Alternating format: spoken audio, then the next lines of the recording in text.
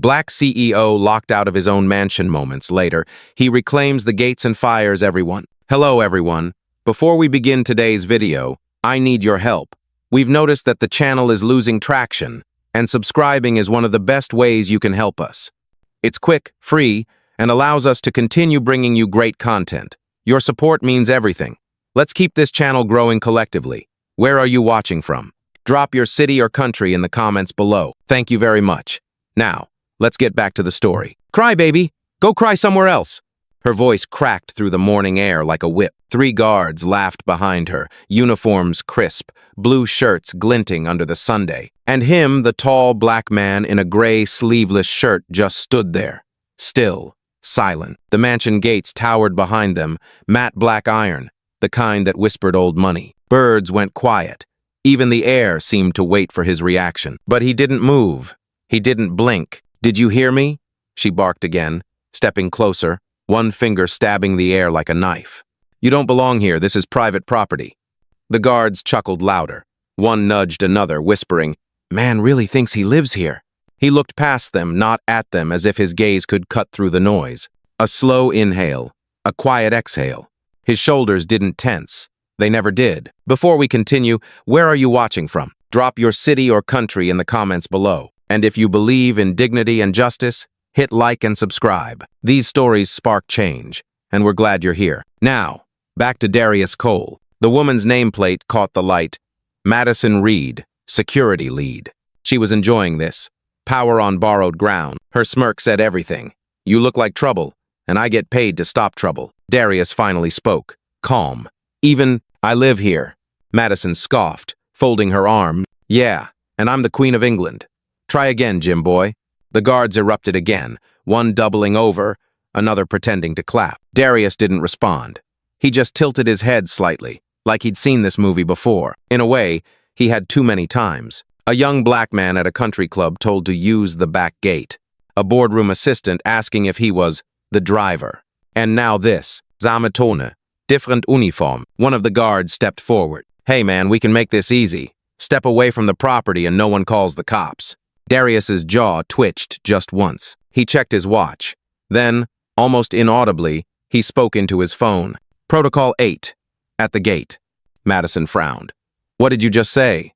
Darius looked at her, really looked at her for the first time, then turned his phone screen toward the gate camera. A soft chime sounded. The red light above the iron doors blinked once, then twice. Inside the estate, somewhere deep beyond those gates, the system had heard him. The kind of system only the owner could command. The laughter behind him started to fade. Madison's voice cracked with forced control. Who are you calling exactly? He didn't answer, but the faintest smile touched the corner of his mouth. Not mockery, not revenge, just patience, the kind of patience that comes from absolute certainty. And for the first time that morning, the guards stopped laughing. Because their gate had just unlocked itself. The gate's sensor light flickered again. Madison blinked, her confidence faltering for a fraction of a second. Then she smirked, loud enough for the others to hear. Oh, what now? You got magic powers, tough guy? The guards laughed harder. The sound wasn't just cruel, it was rehearsed. Darius didn't answer. He slid his phone back into his pocket, calm, precise. One of the guards circled behind him. You training out here or trespassing? Another one added, yeah, must have lost his gym membership. The laughter echoed through the marble driveway, bouncing off the mansion walls like a bad joke told too many times. But Darius stood still, the kind of stillness that turns noise into background. He had learned this posture years ago in meetings where he was the only one who looked like him, in conferences where they assumed he was security, not the keynote speaker. Silence was never weakness. It was strategy. Madison snapped her fingers. All right, that's enough. I'm calling this in. She turned toward her radio. Darius spoke first. Don't. She froze, surprised by how low and steady his voice was. Excuse me? I said don't. The tone wasn't loud, but it carried. Even the guard's laughter wavered. There's something about a voice that doesn't try to prove itself, it demands listening. Madison squared her shoulders. You think you can order me around? Her smirk was back, nervous this time. You're lucky we don't cuff you right here, acting like you own the place. Darius met her eyes. I do. The words landed heavy, not shouted, not forced. Just truth steady, certain, unshakable. The guards exchanged glances. One muttered, "What's he talking about?" Madison barked a short laugh. Sure you do, big guy. And I'm Beyoncé. She turned to her team. Call dispatch. We're done here. A young voice cut through the tension, hesitant, uncertain. Wait, said one of the newer guards, the one standing near the camera post. I think I've seen him before. Madison shot him a glare. You think? Yeah, on the property system updates. There was a memo last month about a change in ownership. Darius's gaze shifted toward him, calm, almost kind. Madison waved him off.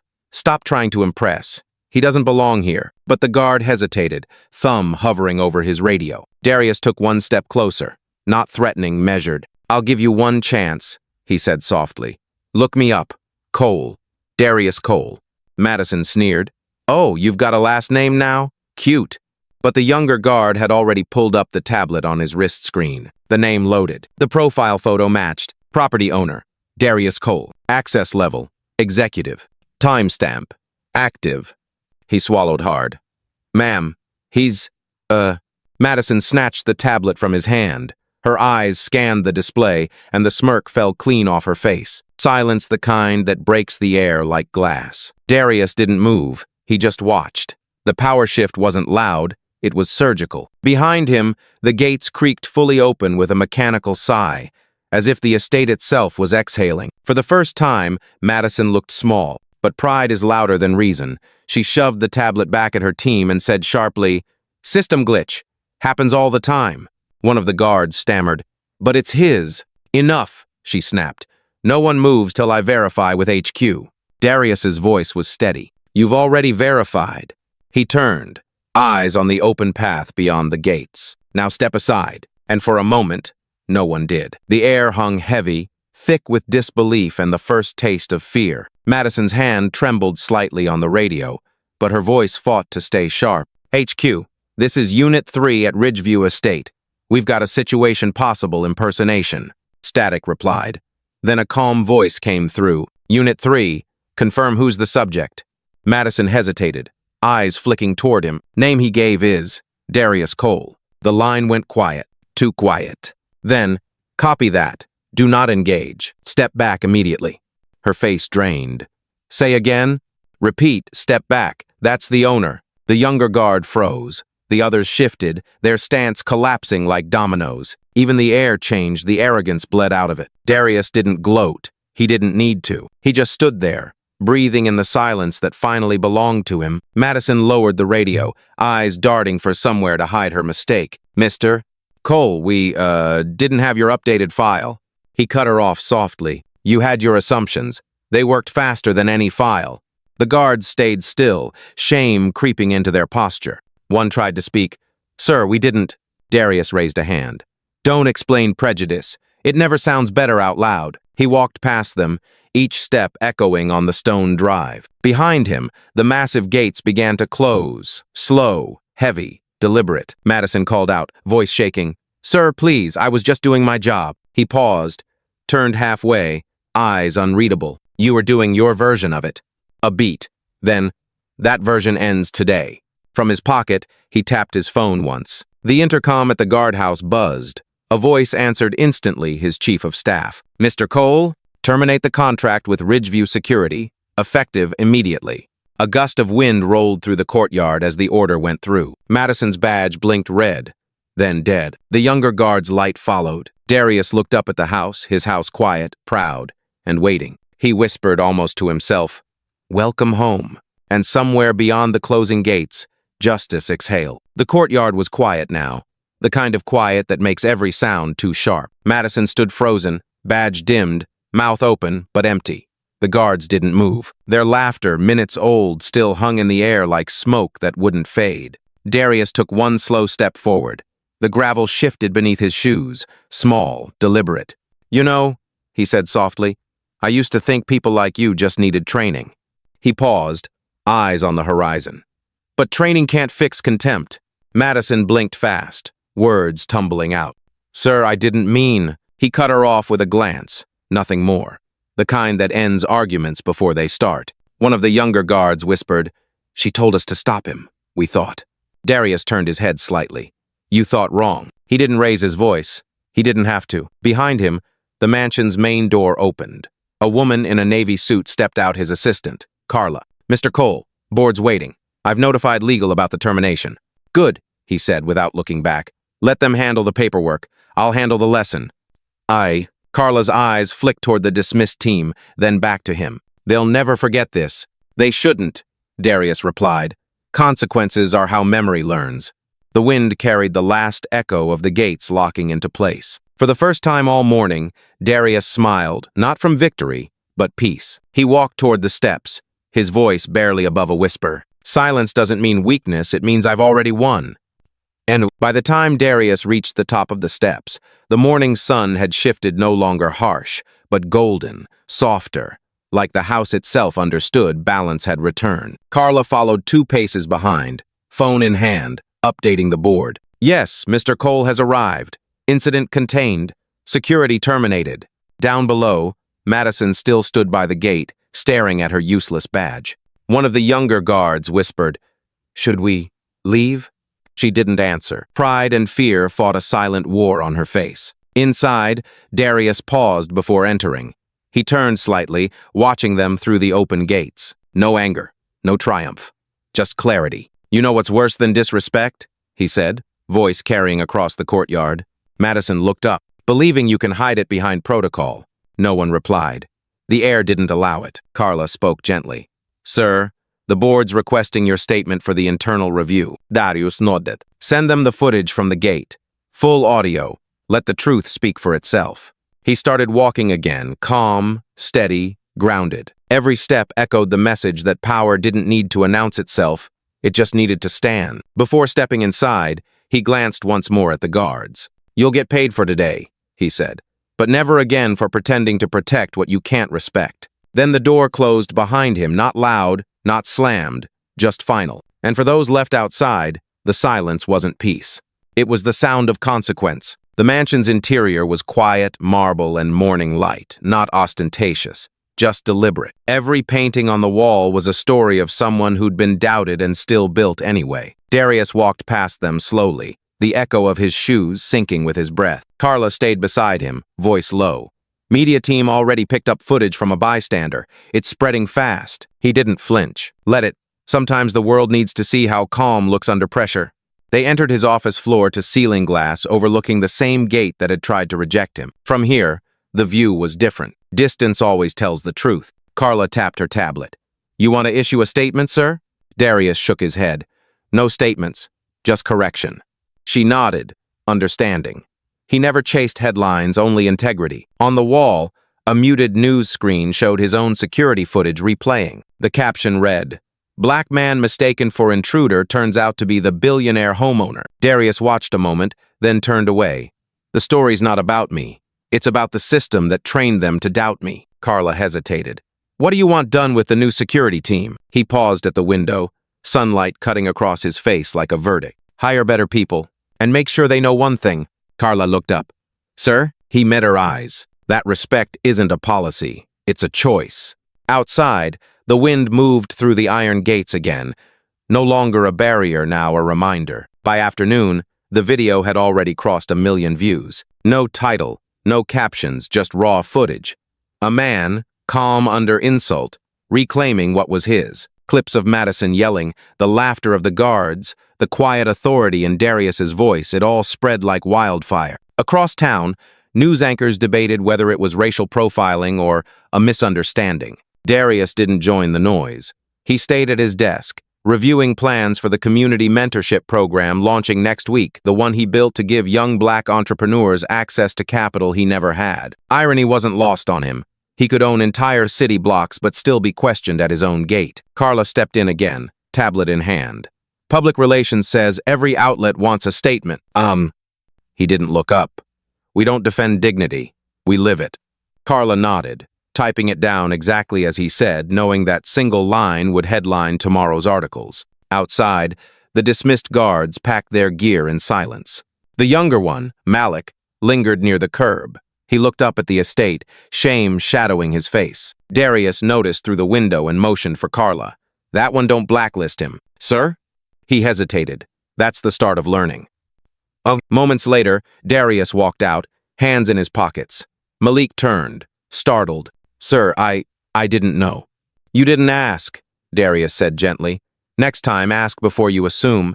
Malik swallowed hard. Yes, sir. Darius handed him a business card, matte black, embossed with silver letters. Cole Foundation. Come by next week. We're teaching leadership. The young guard blinked. You'd still hire me? Darius smiled faintly. No, I'd teach you. There's a difference. Madison watched from a distance, anger twisting into regret. He didn't look her way again, because real power never looks back. As he walked toward the main door, Carla caught up. You handled that with grace, sir. He exhaled slowly. Grace is what power looks like when it remembers where it came from. The gates behind him closed once more, not in defense, but in definition. By evening, Darius Cole had become a headline he never asked for. Every network ran the same opening shot his stillness. The moment before the gate opened, before the world realized whose silence it had underestimated. Some anchors called it Grace Under Fire. Others labeled it the calmest takedown in recent memory. He sat in his home office, no lights on, the glow of city dusk washing over the glass. Carla entered quietly, holding her phone. Sir, CNN, BBC, even local stations, they're all requesting interviews. He didn't move. Decline them. But the public wants to hear your side. He finally turned. My side? It's right there in the footage. Respect, denied, corrected, without a single curse or shout. That's all the story they need. Carla hesitated. It's powerful, sir. People are quoting you already. He looked back toward the window. I didn't speak for quotes, Carla. I spoke to end a pattern. Her voice softened. Madison tried to reach out. She's asking for a meeting. Darius was quiet for a long moment. Then, let her come tomorrow morning. I believe in accountability, not revenge. He leaned back, exhaling slowly, remembering. He'd been 23 the first time a gate refused him back then. It was a hotel, and his keycard didn't scan. The clerk had said, "We can't have people like you roaming the executive floor." That sentence had burned a mark deep enough to build an empire around. Every deal, every decision, every new acquisition, all born from one promise to himself. Never beg for entry again. The faint sound of rain tapped against the window. Darius stood, closing the curtains halfway. Strange thing about storms, he murmured. They wash the air, not the memory. Carla watched him for a beat before saying, Tomorrow's schedule? Clear at afternoon. I'll take the morning meeting with her. She'll expect anger, Carla said quietly. Then she'll learn expectation doesn't equal control. Outside, camera crews lined the street beyond the iron gates. They wanted spectacle, a dramatic statement, an apology to the world. But Darius gave them none of that. He walked to the foyer, unbuttoning his sleeves as thunder rolled above. Each step echoed through the house like punctuation to a story still unfolding. When he reached the front door, he paused and looked at the reflection in the glass, a man the world called CEO. But who knew he was something simpler, a student of silence? He whispered to himself, Let them talk. I'll keep building. And as lightning flashed over the estate, the gates that once mocked him stood open not for guests, not for glory, but for proof that dignity, once reclaimed, never closes again. The next morning broke with a calm sky, that deceptive kind of peace before confrontation. By 9 a.m., a black sedan rolled up to the outer gate. The same gate. The same steel that had once divided arrogance from truth. Madison stepped out. No sunglasses, no badge, no defense. Just a folder clutched too tightly in her hands. Her reflection flickered on the polished iron as she whispered to herself, Don't cry. The guard at the post new team, fresh uniforms, greeted her politely. Miss Reed? Mr. Cole is expecting you. She blinked, surprised he even allowed this meeting. As the gates opened, that familiar hum of automation filled the silence, the sound of technology obeying the man she'd mocked. Inside, Darius stood by the fountain in the courtyard. No suit today, just a black shirt, sleeves rolled, eyes clear. He didn't smile. He didn't frown. Morning, he said simply. Madison stopped a few feet away. Mr. Cole, I came to apologize. He nodded once. That's a start. She took a breath. I lost my job, my reputation, everything overnight. I didn't think you'd actually... He cut in softly. Follow through? Her voice broke. Yes.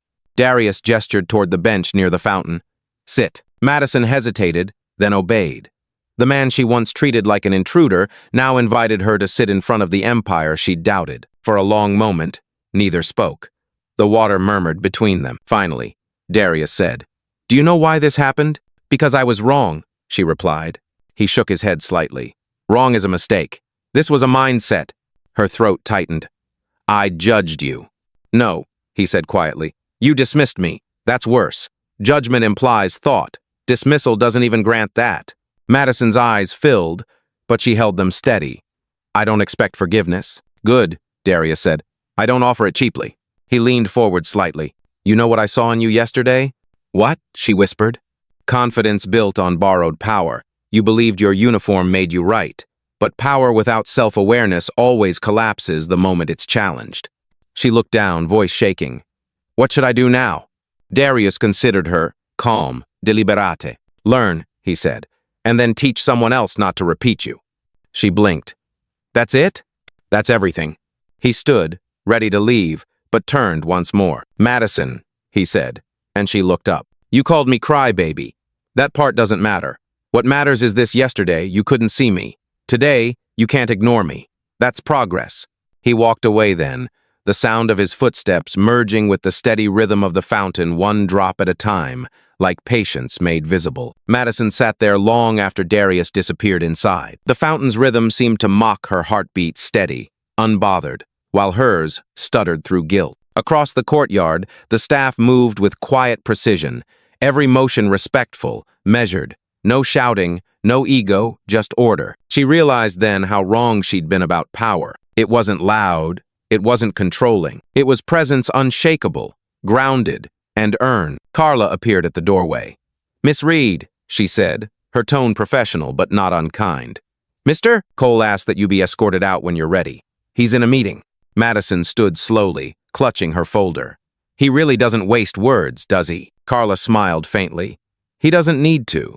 People hear him long after he stops talking." They walked toward the gate together. Madison glanced around at the polished glass, the trees trimmed like geometry, the quiet hum of respect woven into the air. "You all really admire him," she said softly. Carla nodded. "He built this place for more than himself. It's proof you can rise without screaming."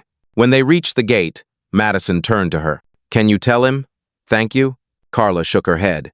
"Tell him yourself someday, when you've earned the reason why." The gate opened again, slow, deliberate, and Madison stepped out. This time, no one laughed, no one mocked. The world beyond the iron bars felt different, smaller somehow. As she reached her car, her phone buzzed a message from an unknown number. "Growth starts where pride ends. DC."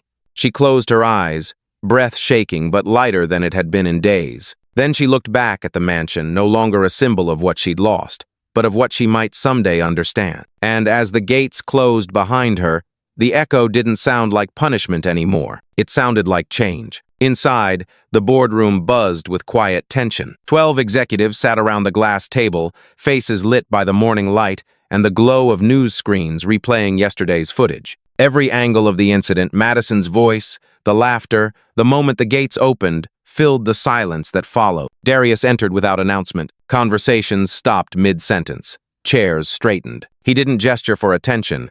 The room simply gave it. "Let's begin," he said, taking his seat at the head of the table. Carla set a tablet in front of him, already organized by timeline: incident, media reaction, brand impact, employee response. He didn't look at the data right away. He looked at them. "Tell me," Darius began, "what did you see?" A senior partner cleared his throat. "A moment of leadership under pressure, sir. Controlled, poised." "No," Darius interrupted softly. "You saw the truth, and it made you uncomfortable." A murmur rippled across the table. He continued, voice steady. "This company doesn't just build properties, it builds perception. And yesterday, we learned that perception, when left unchecked, becomes prejudice." He stood, walking slowly toward the window, hands in his pockets. "Every wall we build, every contract we sign, every gate we design, I want it to represent something more than profit. I want it to represent presence." He turned, eyes scanning the room. "If one of my own can be mistaken for a trespasser, then what are we really protecting?" Silence. No one moved. Finally, Carla broke it softly. "Should we prepare a diversity statement?" Darius shook his head. "No statements, results." He tapped the screen in front of him, bringing up a new project outline. "Effective immediately, we're funding a training initiative not for public image, but for internal clarity. We start with our own staff. Respect isn't a campaign, it's infrastructure. He looked around one last time, the weight of authority landing without force. When I say open the gate, he said quietly, I don't just mean the one outside. The room stayed silent, but this time, it wasn't fear. It was realization. Night fell gently over the Cole estate. The air was still, almost reverent, the kind of silence that belongs only to places that have seen truth. From the window of his study, Darius watched the reflection of the same iron gates that had once closed him out. Now, they stood open. Not as decoration, but as declaration. Carla entered quietly, holding a single envelope. Mr. Cole, she said softly, this came for you. He turned. The handwriting was careful, uncertain. Inside a short letter. From Madison Reed. Mr. Cole, you were right. I acted from habit, not thought. I didn't just disrespect you, I disrespected myself. You showed me what restraint looks like when power is real. I'm not asking for anything, only to say thank you for letting the lesson hurt enough to change me. Madison. Darius read it twice, folded it neatly, and set it beside a framed photograph of his parents. His father's face in the picture was firm, proud. His mother's calm, knowing. They had taught him that silence wasn't surrender, it was strategy. Carla stood near the doorway. You don't see that kind of apology often. Oh. He nodded slowly. That's because most people want forgiveness without accountability. Outside, a low hum filled the air, the sound of the automatic gates closing for the night. Darius watched them through the window until the latch clicked. Funny, he said quietly. How a gate meant to keep people out can teach the world about letting things in. Carla smiled faintly. You planning to respond? He shook his head. No need. She already heard me once in silence. He crossed the room, opened a drawer, and took out a small brass plaque. Carla watched as he walked toward the hallway near the front door. He knelt and fixed the plaque onto the inside wall, just beside the entry camera, the same one that captured everything. The engraving read, Respect is the first security system. DC. He stepped back, studying it for a long moment, then straightened. Every guest, every guard, every worker who passes through here should see that first, he said quietly. Not the logo, not the gate, the message. Carla's voice softened. You think people will listen? Darius turned toward the open foyer, where the light spilled like morning even at midnight. Eventually, he said, if not to my voice, then to my example. He walked back toward his study, the night settling behind him. On the TV, muted news headlines flashed, The quiet CEO who changed the conversation. He didn't stop to watch. Instead, he looked once more at the letter on his desk, at his parents' photograph beside it, and whispered the words he'd carried since the beginning. Justice doesn't scream, it stands tall. Then he turned off the light. The house exhaled into darkness, not the darkness of defeat, but of peace. And outside, beyond the iron bars and polished stone, the city glowed softly, 1,000 lights blinking like witnesses to a quiet revolution. The gate that once closed him out now stood as a monument to every moment he'd stayed calm when the world told him not to. Because in the end, Darius Cole didn't just walk through his own gate. He opened one for everyone who'd ever been told they didn't belong.